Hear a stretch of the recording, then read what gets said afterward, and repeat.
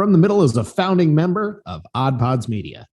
Hello, everyone, and thank you for tuning into episode 167 of From the Middle. We are three middle-class guys living in the middle of America in the middle chapters of our lives with points of view somewhere in the middle. Forget everything I just said. This is a comedy, culture, entertainment, and interview-style podcast where we like to relax, laugh, and have a good time. After our episode begins with an Answers from the Middle question, it's a Hard Knocks life as we discuss all the things we've been watching in Kory's trip to Mexico. Check it out. Oh, for the love. Sorry, just clearing my Mountain Dew hole. I got my phone hole cleaned today. That's where you keep it? You're so cerebral and you're so developed and evolved.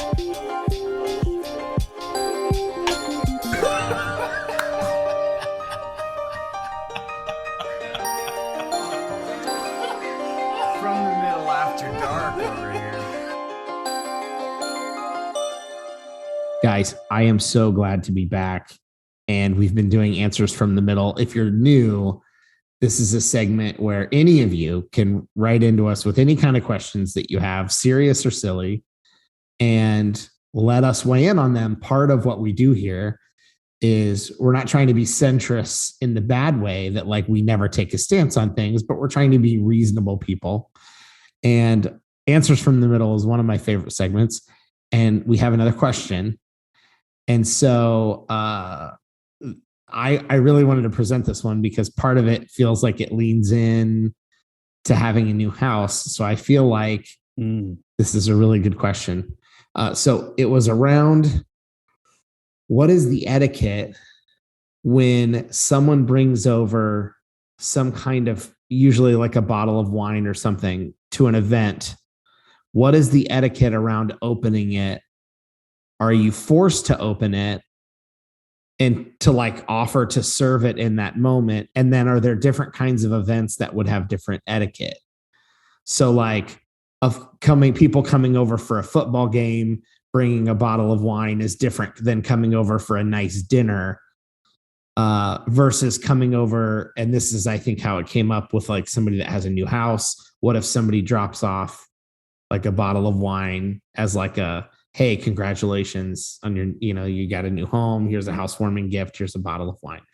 So that was the question that we've got. So I'd love for you to weigh in as somebody with a new home in case this comes up. I need to be prepared.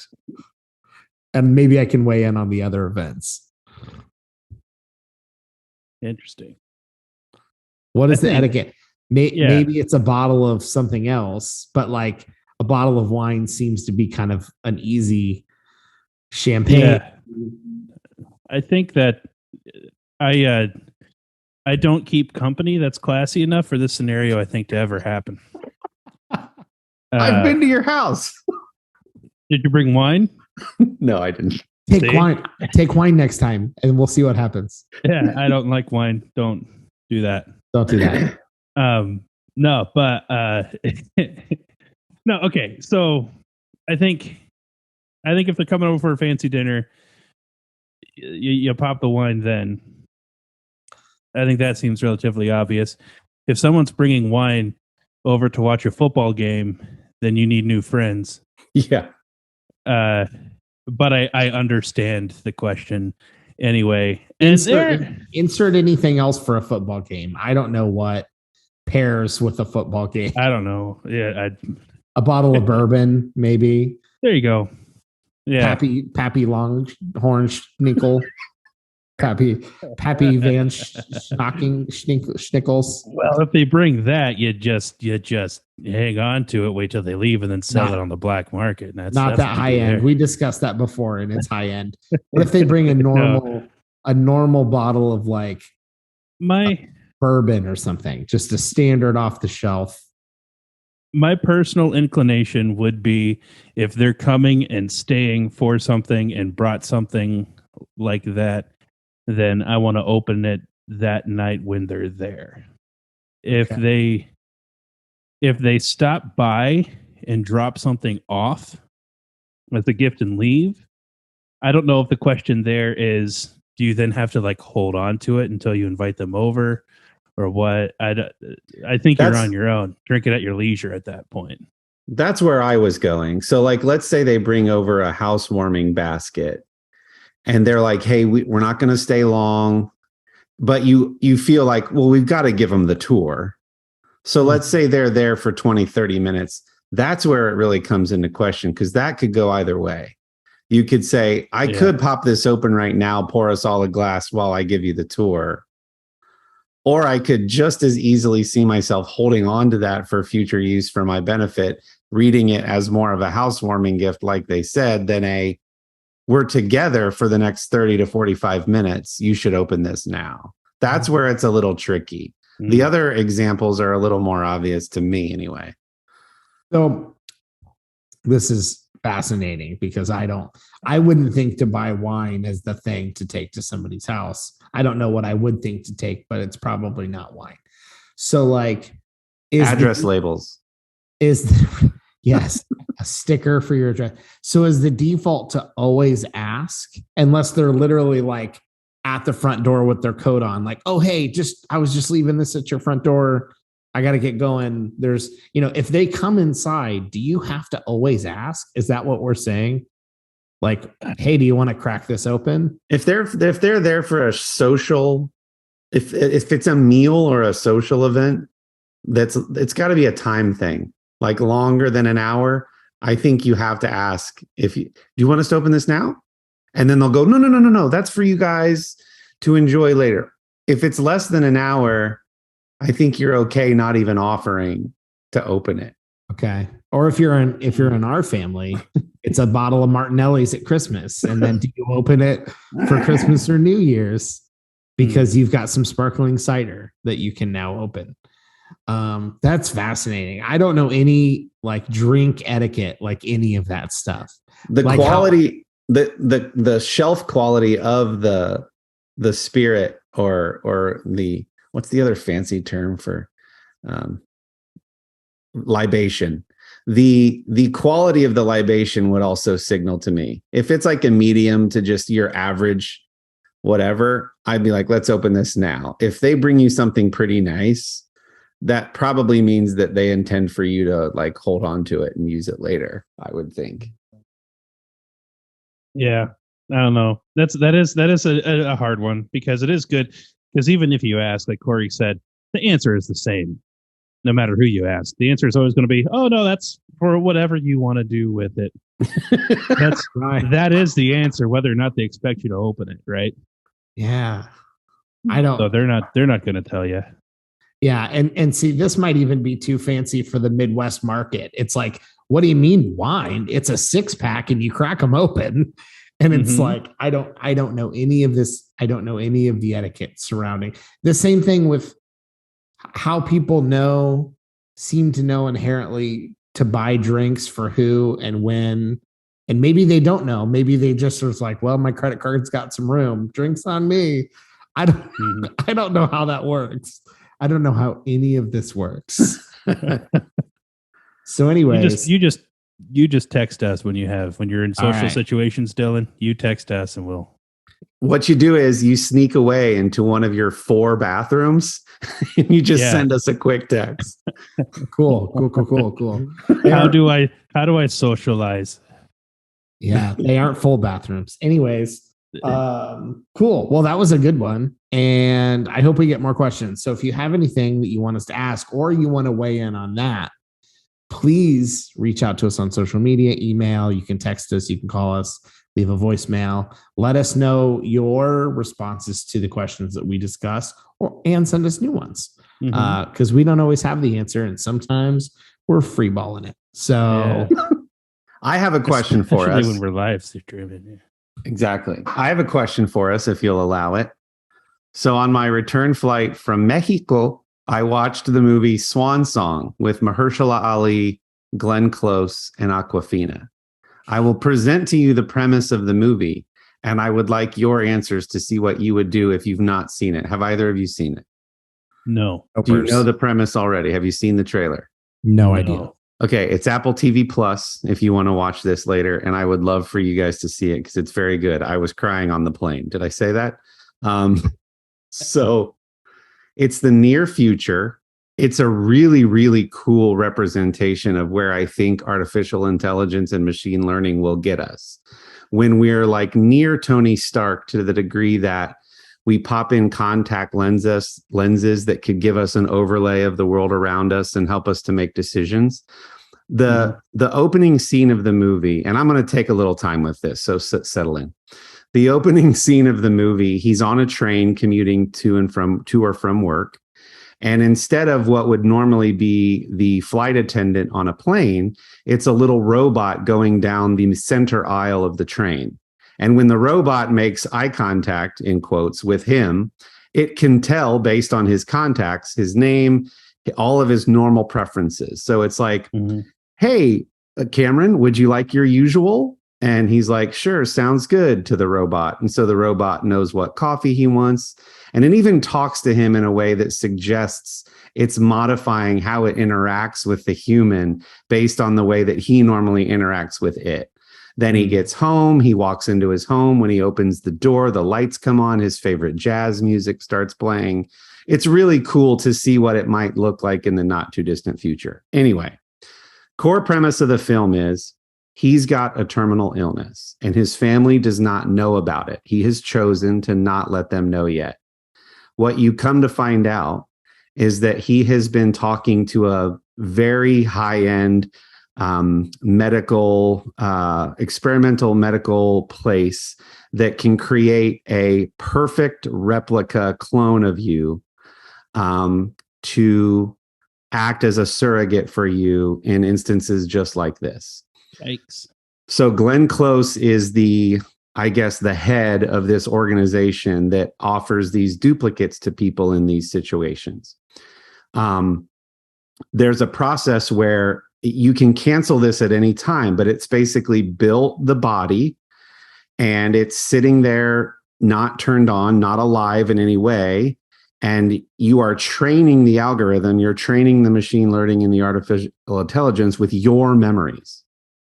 So you have to go in for these procedures where you just remember as much stuff. It triggers memories and it'll basically download everything so that whenever you deem that the transfer to happen, you can step away from your life, go to this beautiful facility to basically pass on, and your replacement will carry on and your family is none the wiser. You've spared them the pain of your loss. Now, if you think that's crazy or why would you do that? In the movie, Mahershala Ali's wife had lost her twin a year or two prior and went through an extreme depression where she locked herself in her bedroom and she was very, very depressed and beside herself. And for a year slept in a different bed and blah, blah, blah. And she says to him, without the knowledge that he's sick, if I ever lost you, I wouldn't be able to go on. And she's pregnant with their second child. So really ladling it on thick here. Okay. So this is normally a very cheerful and happy podcast, but I loved the premise. Now, what's beautiful about the movie, it's so well shot. It uses these scenes where he's downloading his memories with her and their lives together as these beautiful montages set to like very nice music of all these sweet, tender little moments of like simple things in life that we enjoy with our spouses, right? And like little funny stories and inside jokes and remember that time. And you're seeing all these things and it's just like, it makes you love and life. And then his memories with his son and all this stuff. So there's a period where he decides, he vacillates, he goes back and forth. He wants to be honest with her, but he knows she's already said, if I ever lost you, I couldn't go on. And he's like, I want to spare her and my son that pain. And I want the child that's on its way to have a dad. And if they don't know any difference, and this is a perfect replica, isn't that the best gift I could give them? So it's like, just the morality of it and the like decision of it was so interesting. So before I go any further, and I won't give away the ending, What are you guys' thoughts at this point? So the answers from the middle question is: should you create a surrogate of yourself in the future? Let's do it this way. If you knew you were going to pass and could spare your family the pain of that loss with a perfect duplicate, take away all the silliness of this question and let's just go with it. Yeah. Without their knowledge, would you do that? Well, it's funny you ask. Dillon died years ago at Taco Bell. We knew it. I am the clone. That's why all of the etiquette questions. And hence the robotic jokes. So it's funny. We lost him at a Taco Bell. He was on the bathroom floor. Just couldn't make a single other taco. At least we know he died happy. That's the best joke after that long diatribe context I just presented you. Couldn't do it anymore. Non-scripted, folks. Non-scripted. Well, everyone thinks I'm very robotic. I have to learn somehow. So anyways, I really felt like that was a huge build up for like one of Kendall's bug jokes. I was waiting for the end for there to be some kind of like don't leave the light on, says the fly or something. I wish there's a surrogate Norm Macdonald. Yeah. Anyway. Yeah, that's how you know it's not a thing, because some of the people that I would hope Chadwick Boseman would have gotten the option of a clone to stick around. He seemed like a good guy. I don't know. That's not something I can answer within seconds on a podcast. Jeez. Let me let you think about it longer by saying, so at one point, here's how Awkwafina is introduced to the film. Yeah. Mahershala Ali asks Glenn Close, how many of these are there out there already? And she's like, you would be the third. The second is Awkwafina. And she's already made the decision. Her surrogate has entered society and she is here at this facility to basically just die peacefully. But she has to have the knowledge that like this other version of herself is out like enjoying time with her daughter. So Mahershala Ali goes and he's like, I want to go meet her replacement.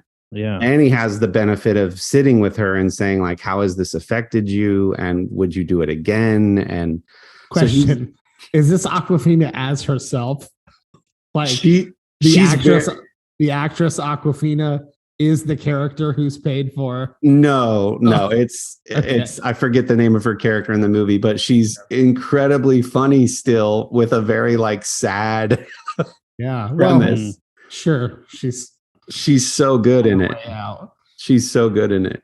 Interesting. It definitely it feels icky to me. It feels a lot like deceit and lying. Yeah. Because it is. Yeah. Yeah. I mean, I'm leaning toward a hard never. But it does speak to that piece of guys, I think, that's like you want to provide and you want to know your family's taken care of. And not that women can't fend for themselves and all that. Like, we're not saying that. But like, you just want to do right by your family and do everything you can. It's like what turned Walter White bad, right? Like at the end of the day, he was just trying to provide for his family in his inevitable loss. I mean, guys, just buy a life insurance policy. Jeez. No, I mean that seriously though, that I feel like I have to actually try to answer the question. That feels like a no from me, dog. Like I just, it does feel, it feels like we all know that this whole thing is like, it's, anybody could go at any time. You enjoy the time you have while you're here. You know, it feels like it would take away, even if he told her, even if he knew, she knew, it sort of steals away that like, we just have whatever time we have left together. The beauty of that, because there's an extra one of me somewhere tucked away, like for a rainy day. Yeah. You know, it's so we all know what we're in for. We have whatever time that we have. And I think if people knew they didn't have to make the most of it, that would take away like a little bit of our humanity. That is a really smart point, Dillon. Well said. So that's going to be my serious answer with a no from me dog reference in there. So yeah, a couple other funny points or interesting points in the movie what I thought was very well done. So he decides he's downloaded all the memories, but the other version of the backup version of him is not awake yet. So then it does awaken, and then it has to go through like a trial period where, based on all the memories they've downloaded into it, is he giving the correct responses? So the real version is sitting in there with Glenn Close while they ask the surrogate version questions. Just tell us about this and tell us about your childhood and what's your wife's favorite ice cream and why, and like all this stuff to see how well it took, right? Mm-hmm. So they're doing that, and then he's starting to get uncomfortable with this whole thing. And like I said, throughout the movie, he vacillates back and forth between whether or not he's actually going to go through with this, even though he's invested a significant amount of time and resources into it. Yeah. Then at one point, he literally gets into a physical altercation with himself. And this was the crazy part. And as a guy who's been in therapy for the last year and a half, the other version of himself starts saying, as not insults, but like trying to talk sense into the real version, things that the real version would never admit to himself. Mm-hmm. And you're like, oh my gosh, he's like wow. The things that your ego or your pride or your whatever won't allow you to say, the false version was in a sense being more true and more honest. So then as a trial period, he lets the fake version go back to his family to see if they pick up on anything or that something's off. Mm-hmm. But he gets a live feed through his contacts to see how well it's all going. So he goes, the wife, there's like this tense moment. The wife doesn't pick up a thing. She can't tell at all. The son thinks he's real. It's all going fine. But the dog starts barking at him. Always the dog that knows. Yeah. The dog knows. The dog. Yeah. It's always the dog. The dog knows. So those were a couple interesting little things. I really did enjoy it. It's a hard no for me as well, but it's a really interesting and and they do it in a way that's, even if you think it'd be a hard no, the way that the movie presents it, you'd be like, would I though? Is he like doing the best possible thing? You can see they do a really good job of making it not seem that crazy that you would entertain that idea, is maybe a better way to say it. Mm-hmm. Is any part of this movie comedy, or is it really just drama? They call it like a sci-fi drama thriller, near future sci-fi drama, not thriller. Sorry. It's drama. It's a drama. There's a handful of laugh out loud moments, especially with Awkwafina. When you said that they were asking questions, I thought it was going to be like not knowing fully what the film was. I was expecting the clone to like have been activated and they like, hey, do you understand like who you are and what you're doing? And it was sort of like yeah, but I do have a couple quick questions like from the clone, like of just the things that humanity doesn't even understand yet. So, hey, was fed a lot of information, super helpful. There seems to be a lot of questions around religion. I don't understand if you guys can clear that one up. Also, don't understand the whole jumbo shrimp thing. Are they jumbo? Are they shrimp? Mm-hmm. That doesn't make sense to me. Like, and then it just goes on. Once you pop, you can't stop. What exactly does that mean with Pringles? Like, I need. If somebody gives you a bottle of wine when you've purchased a new house, what exactly are you supposed to do? Should I offer it to them in every situation? Exactly. Yeah. So you're saying these are the kinds of questions people would ask, Dillon? Yes, they do, and they should let us know what they want to know. You know, here's a question that I wanted to ask because you brought it up, and it's a very minor pet peeve of mine. When we were talking about how you should like go to your bathroom to like text Kory and I etiquette questions, and you were like, well, they're not all full bathrooms.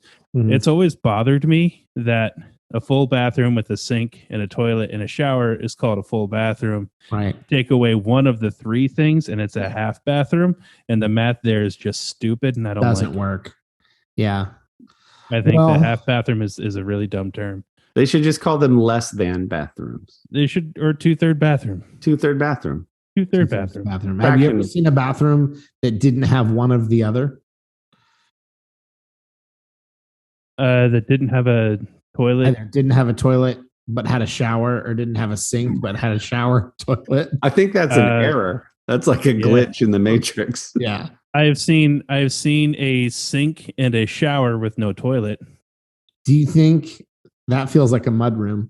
Do you think that it's because you could literally? Is it because there's no toilet? Yeah, Just never mind. just a mudroom. It's just like you just walked There was- through a car wash. There was nowhere else to go, Oh. so I just made mud up. Yeah. Is it because physically a toilet and a sink would fit in a shower, so it's like literally half the space? like a camper. No, I mean like a shower in a rough.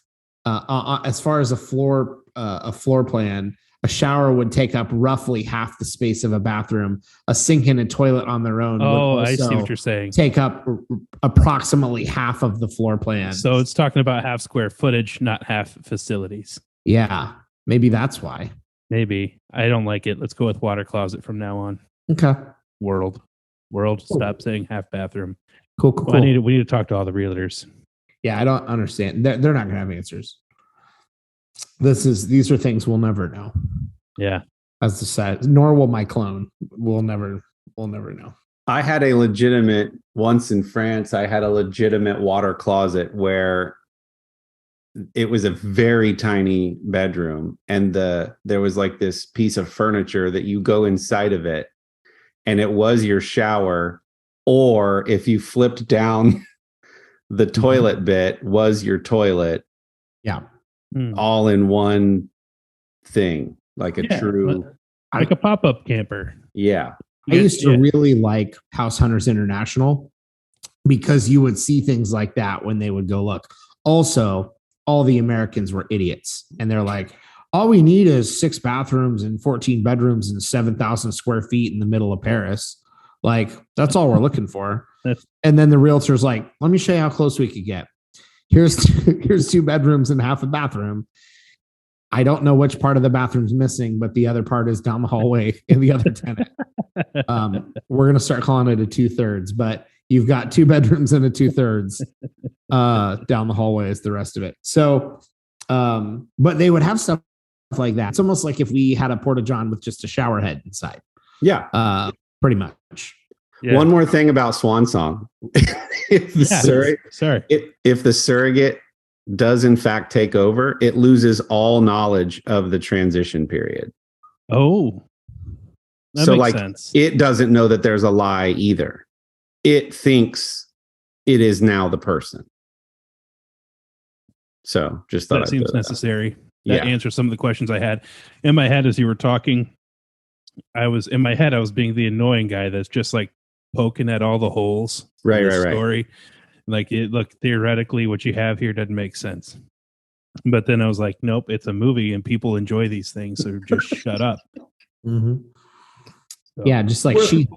So If you watch it, let me know what you think, because all right.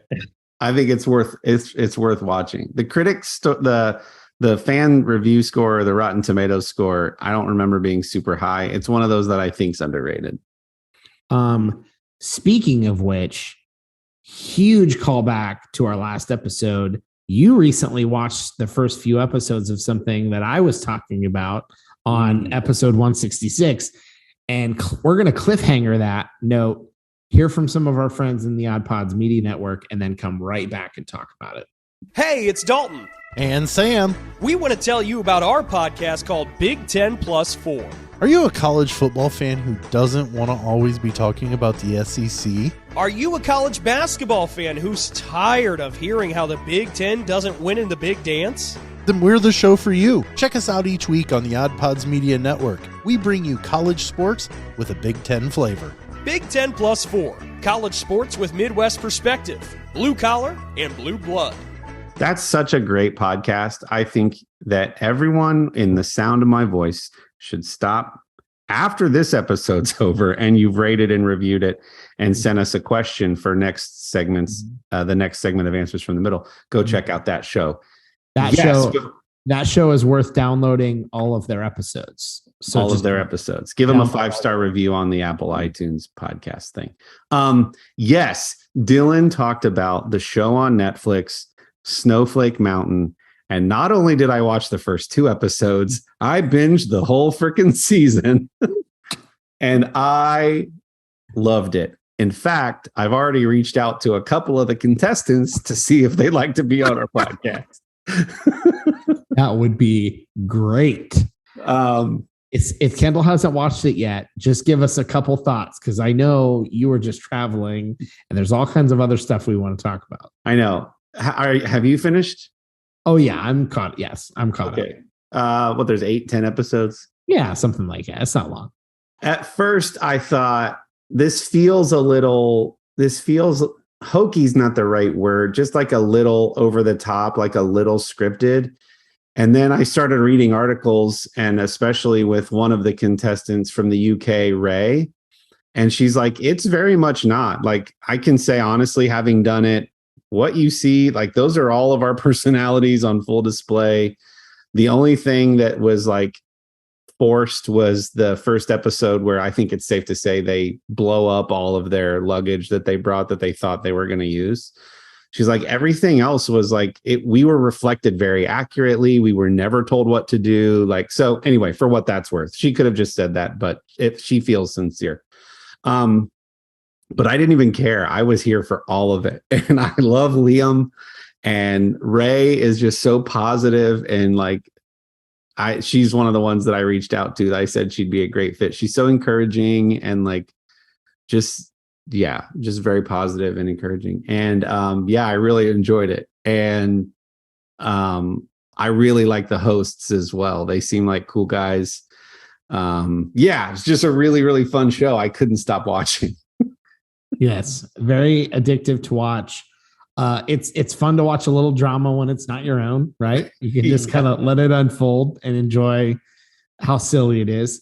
But the hosts very quickly go from like poking them, a little bit, to annoy them, to like trying to genuinely like help them and be supportive and whatever.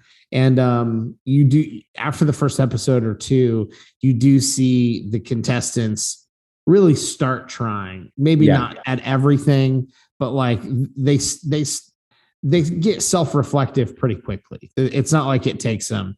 I mean, you don't really have a sense of how long they're there exactly, in this show, but yeah, it's very entertaining. So if you didn't catch episode 166, check out Snowflake Mountain on Netflix. It's highly enjoyable. It felt analogous to like if you've ever had a coach that at first you really freaking hated, but then you realize at the end of that season that they brought out the best in you and they pushed you further than you thought you could go, or like a personal trainer or something. It felt like that. Like they were intentionally goading them, and they were making fun of their generation a little bit. And there are articles written about that. And it was like, okay, this is clearly written by a snowflake. But that was a joke, y'all. Why like that generation has its challenges, the Gen Zers. And then you realize like the hosts are saying like, we want to learn from this generation, and we want to help them and help give them the tools that, we feel like they could benefit from to, get where they need to get in life and whatever. So it just becomes very sweet and endearing by the end. The last challenge ends in dramatic fashion. I thought, whoa, like that couldn't have been scripted. Just a cool show. Fun time if you're down for some, albeit at times a little crass. If you like some good, like Big Brother, Road Rules type MTV back in the day drama, it's pretty good. Fun. So speaking of coaches, I still have HBO and finished up The Sopranos. I've been watching two things on HBO. The first thing is Hard Knocks, which, like, right before I finished The Sopranos and I'm about to cancel HBO, I log on and I see the advertisement that Hard Knocks this year is the Detroit Lions, which is my team. I'm like, I can't. Like, I have to watch this. This is exciting, right?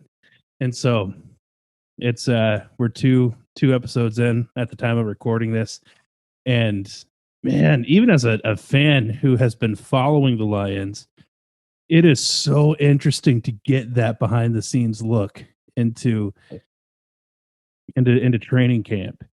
And what I didn't realize, because I'd never really watched Hard Knocks before, is it's relatively as close to real time recording as you can get. So they're just a week behind. I was going to say, for the uninitiated, what is Hard Knocks? Hard Knocks is, I think it's NFL Films that puts this together. If it's not, it doesn't matter. But so every year for the past handful of seasons, Hard Knocks has done a docuseries for a single given NFL team during their training camp. And this year, the Detroit Lions were up to do it. And so what you get to see are those meetings and interviews of players and you on the field footage and training camp, and they do some storytelling through this docuseries for the team. And there are things in it that make you appreciate sort of the communities that get built up within NFL teams, and how what separates good coaches from bad coaches in the NFL. I think one of the big things is creating that brotherhood, which I'll tell you, Dan Campbell, the head coach for the Lions, has that skill in spades. That's what, like, all the players love him. You've got analysts who have been saying that about Dan Campbell, that, look, this guy, like, he has real potential as a head coach in the NFL because he can lead the heck out of people. And just watching two episodes, like I would probably strap on a helmet and try to drive myself through a concrete wall for Dan Campbell. Like, yeah, he's such an amazing figure. But man, it's fascinating. It makes me want to go back and watch the previous Hard Knocks and start comparing what these different teams look like, the different coaching styles, and all of that sort of thing. But, like, there's a new episode that'll be coming out on Tuesday, and that episode is going to be made up of footage that was filmed the previous week, right? Which ended with a preseason football game. And that preseason football game is going to be part of this episode. So it'll be like literally just like 2 days later, and it's going to be edited and put into this episode. Wow. So it is very cool. Have either of you ever watched any of the 30 for 30s? Oh, yeah. I can't say that I've ever watched any, and I know they're different content than Hard Knocks, but is the production quality very high on both? I mean, I would imagine it's HBO that Hard Knocks is really well done. I can't speak for 30 for 30, but I can say that Hard Knocks is well done. Yeah, I mean, 30 for 30s are really well done. I think they started off, it felt like something that you'd see as a regular hour-long segment on ESPN that wasn't sports, of a certain game or a certain player that was really controversial. Over time, as I think they've gotten popularity, the storytelling and the quality of them has gotten only better. And if you get ESPN Plus, you get access to the whole backlog of every 30 for 30 ever done. Wow. And so you can watch them streaming whenever you want. So, Kendall, you said there was two things on HBO. I'm hoping one of is Many Saints of Newark, because I'm really curious. Oh, I did watch Many Saints of Newark, by the way. After I finished Sopranos, I did immediately watch that as well. And thoughts? It's fine. And I thought it was, compared to the Sopranos, like, I felt like it was lacking and kind of boring and like missing a whole lot of plot somewhere that like they never bothered to try to find. That's my. But it felt like a little extra content for you Sopranos fans. It felt like a little extra content, yeah, but it was also kind of felt like nothing really to see here. So that's how I felt about it. All right. But no, what I don't know. This has been hiding under a rock in my world is Veep. Oh yeah, Quite possibly the funniest show I've ever seen. Julia Louis-Dreyfus. Yes. And you get deep enough into the seasons, eventually Hugh Laurie shows up, which is amazing. And I love it. It's witty, and just like our friend Dillon here, and we're not in studio, so I don't have my button. But Dillon has one of the sharpest wits, or something. One of the best wits in all podcasts. God bless those guys for that. So clip. sharp.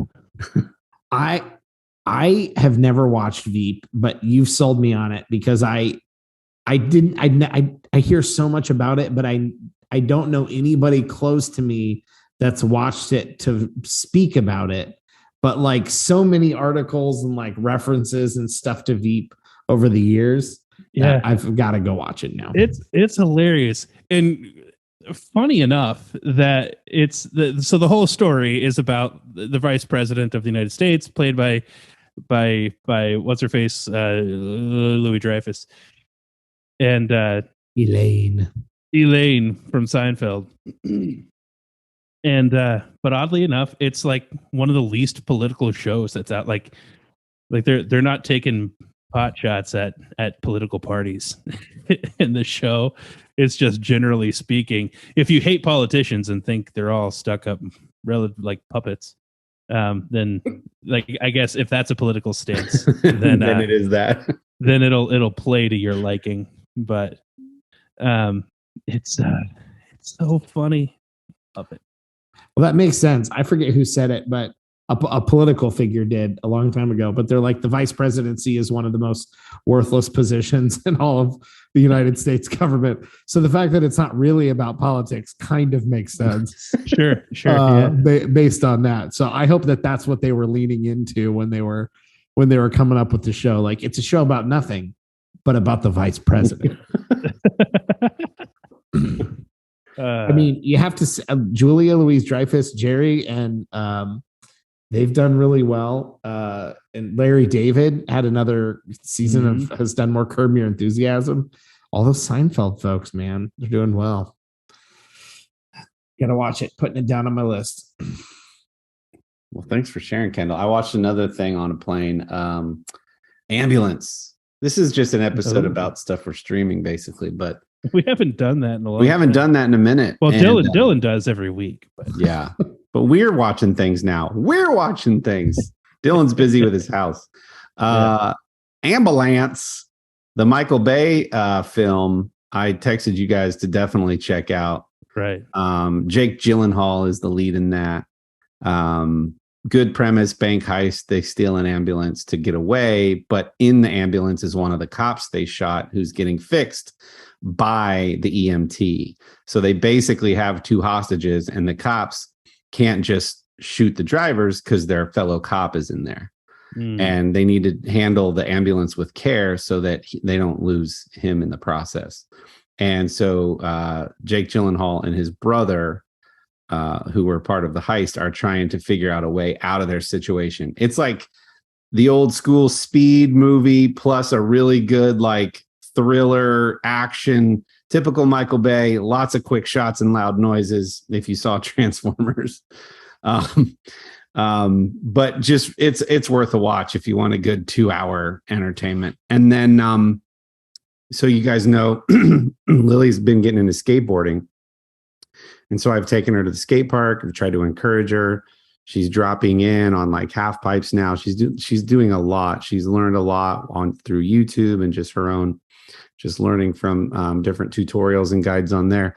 So I was like, what better to encourage my child's love of skateboarding than to show her how it all started with the history of surfers out in California who, because there was a drought one year in the 70s, all these pools dried up.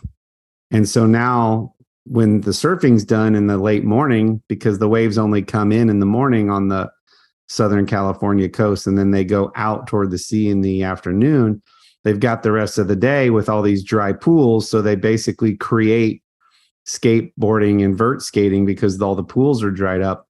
So we watched the Dogtown and Z-Boys documentary about how skateboarding it was popular before that for a while, but then died off. People in the 60s thought it was just like a Frisbee or a hula hoop, just some things kids did and went away, like a fad.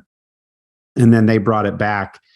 And then they talk about that next generation was like the Tony Hawk and the Rodney Mullins and all those guys. So we watched the Tony Hawk documentary Until the Wheels Fall Off, which is his story, picking up where Dogtown and Z-Boys kind of leaves off.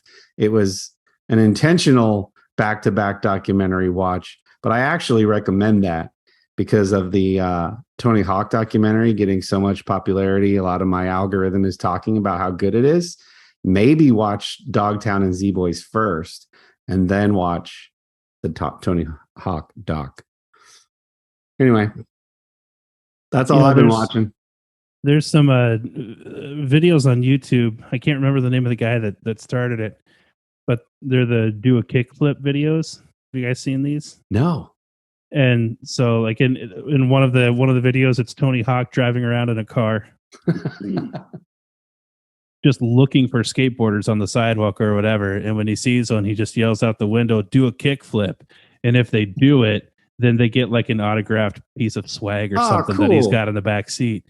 And so there's Steve-O doing it. Jack Black did one. It's a whole thing, and like a lot of celebrity cameos are doing this. Jack Black has like special edition skate decks that have like a picture of his face on it, with do a kickflip on it, and so he was just like giving that to kids who would or at least like try to do a kickflip for him. That feels a little bit like carpool karaoke for some reason. Kind of, yeah, I suppose. Driving around together, yeah. Yeah. The Barracks, the home for skateboarding. I'll share those with Lily if I can. Yeah, they're pretty cool. What else is new, guys? Dillon's got a big trip this coming week. You sure do. Yeah, nothing to say yet, but headed to Hotlanta. So if I don't die, hopefully next week I'll have some stories for you. And that's not a knock on the people. I'm sure they're lovely. Purely a jab at the heat. So yep, exactly. Yeah, might as well be Florida. Yep. Swamps and dinosaurs. I tell you what, today.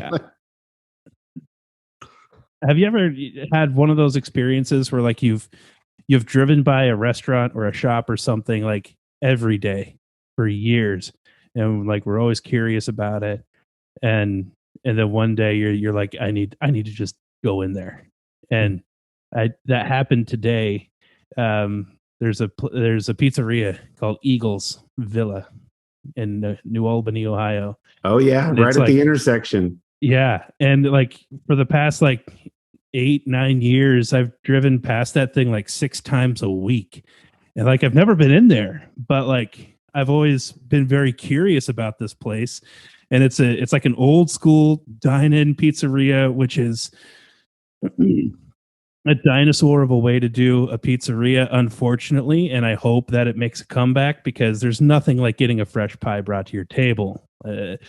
But like, so I'd like drive by. It's at an intersection too, right, with a stoplight. So like often, like I'm just sitting there and I'm looking in. I'm like, oh yeah, those people look like they're enjoying themselves, and so one of the things also that's part of the story is that Godfather's Pizza, which was my favorite pizza as a kid, which is now like non-existent in Central Ohio. And I think most of the country. I think if you go to Dayton, there's like 5 unicorns over there. But other than that, like Godfather's is gone. But they had the best taco pizza. And as a kid, I just assumed like taco pizza is a thing. Pizzerias have taco pizza. And I've been very disappointed my entire adult life. And every now and again, there's a place that'll have some kind of like a Tex-Mex style kind of pizza, but it never holds a candle to the taco pizza from Godfather's. So I've been chasing that ghost ever since I was a teenager.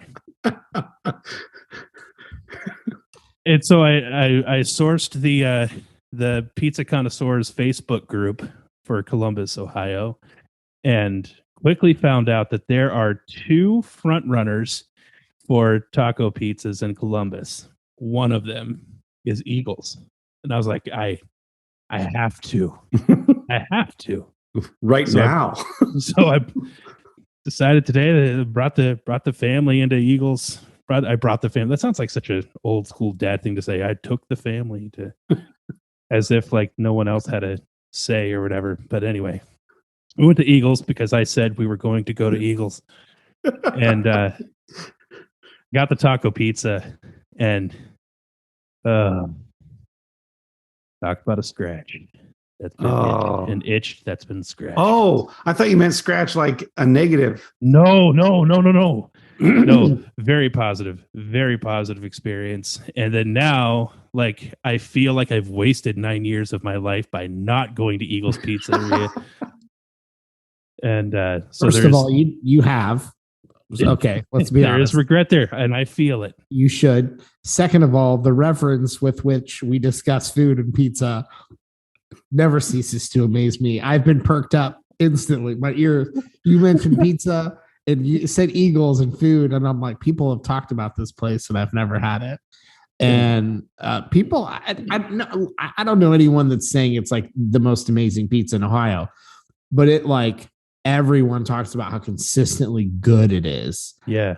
And so I really need to go try it. And I'm always up for a taco pizza. So yeah. And so if you're looking for something specific like a taco pizza, like it's and you do the research, it's like that in particular is a reason to go there. What was the second place that has a taco pizza? Villanova. Or is it called Villanova? Maybe. I don't know. It's over in like the Worthington area. Okay. Well, this is a perfect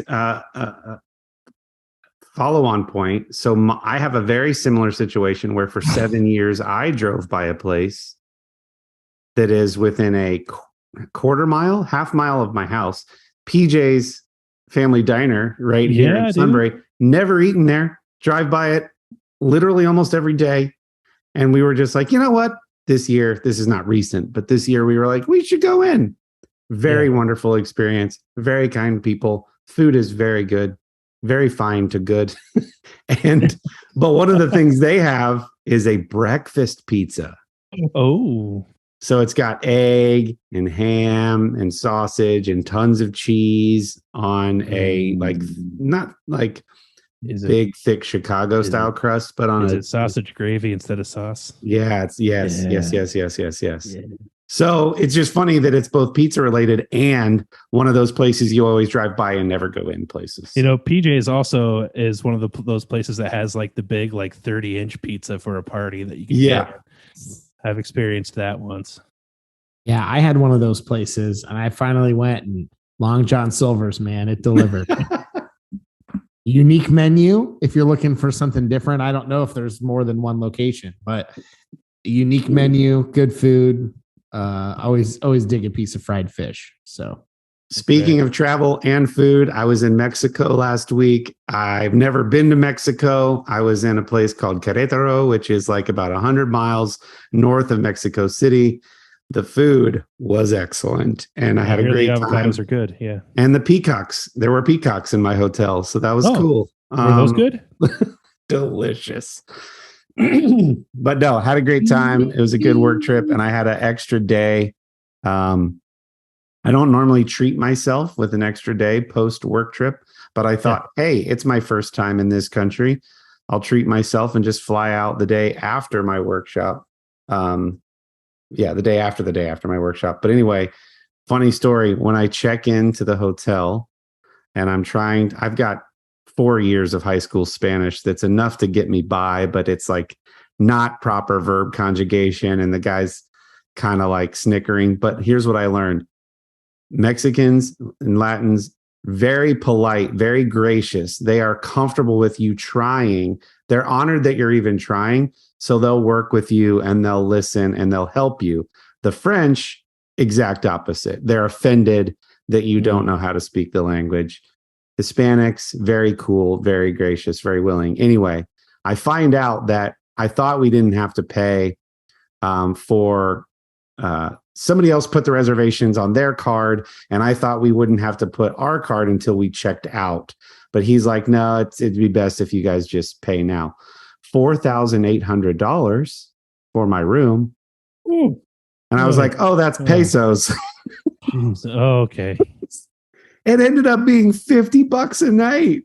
It was this beautiful, huge mission / hacienda, which is like these massive estates that they've converted into hotels, like hundreds of years old, the equivalent of like plantations, right? Like they just turn these big, huge, like farming or industry mansion homes, sprawling estate things into hotels. And it was wonderful. There was a pool. It was a great time. But I brought some snacks. The whole point of that story was I brought back some snacks for us all to try when we're in studio together, courtesy of the customer that I was working with while we were there. So I've got a few surprises next time we're in studio. Right. Also a good reminder, I should get some pesos before I go to Atlanta. Just to be prepared. Just make sure you get the currency translation right. Yeah, I'll make sure. Man, All right. that's awesome. And I love trying food. That's very exciting. I also have some things to bring. So we're going to have a smorgasbord. It's gonna be amazing. All right. So when you get back from Atlanta, let's hook this up. Maybe next episode we'll be back in we need studio to do together. that. Maybe there's so much food, it'll be its own mid-bit video. It might be too much for a single episode to contain and our bellies to contain. So maybe we need to make a vid. Once We'll again, we managed to hit every item on the loose outline we have on our phones. It's been a great episode. The conversation has flowed. The jokes have been hilarious.